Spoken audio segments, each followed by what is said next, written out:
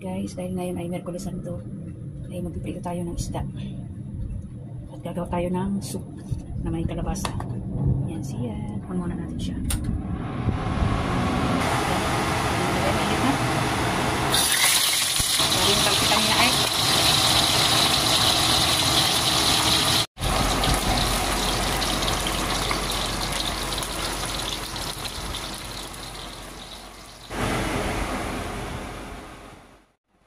Magprito, gagawa tayo ngayon ng sabaw. After natin mahiwa yung mga ingredients, ayan, mga lahok. Meron tayo itong scallop and then dry prawns already. Meron tayong mais. Ayan. Tapos, ayan, kalabasa, mushroom, and okra. Tapos, ito na yung isda. Gagawa tayo ng sabaw. Hintay ko lang na kumulo yung pinakulaan natin na sabaw.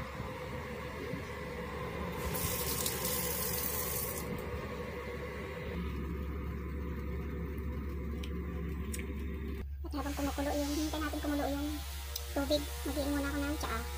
Green tea with brown rice. Pinili ko siya sa Korean shop. Hindi muna tayo ng tsaa. So, ayan, kulo na. Lagyan na natin yung, meron na siyang luya, onion, tsaka garlic. Ayan.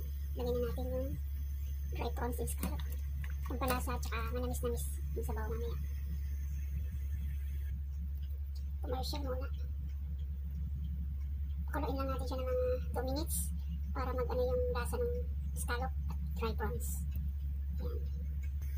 Ayan, 2 minutes. After 3 minutes na. And then, siguro lagay na natin yung parang palagay ko mais. Kasi first time ko lang lutuin. Kaya ilagay na natin yung mais para mag-ano yung kanyang lasa.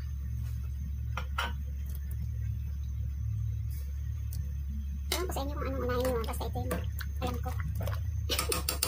So, mamaya sunod natin yung mushroom. Ayan, after ng 2 minutes, lagyan na natin yung mushroom. Iniwa-iwa ang mushroom.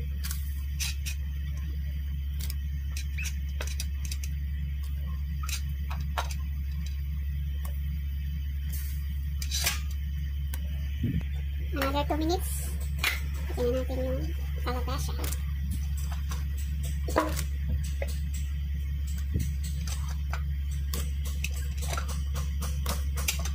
Yung aking tubig, pero okay lang. Hindi nga pala ako magkakanin guys. Ito lang ang kainin ko, sabaw.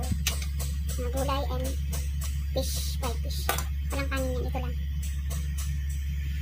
For my lunch this Holy Week. Miyerkules Santo ngayon guys. Pwede natin siyang lagyan ng vegetable more. Kalahati lang yung lalagay ko. Para hindi maalat, ayaw na maalat. Ayan. So, lagyan natin yung okra. Wait for another 1 minute. Lagyan natin yung isda. Okay na. Pwede na natin lagyan ng sili. And then yung isda.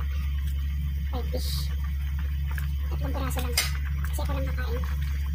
Dami niya guys, pang 10 tao. Pang 5 tao yata. Pero pwede ko itong magbukas.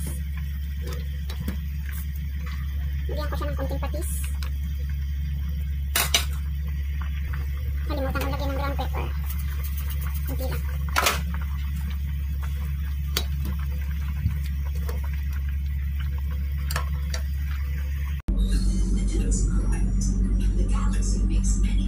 Ito lang aking kain ngayon. Mayroong chichong pan. Supposed to be breakfast ko yan. Hindi ko nakain kanina. Kaya yan lang aking pinakakanin. Tsaka sabaw.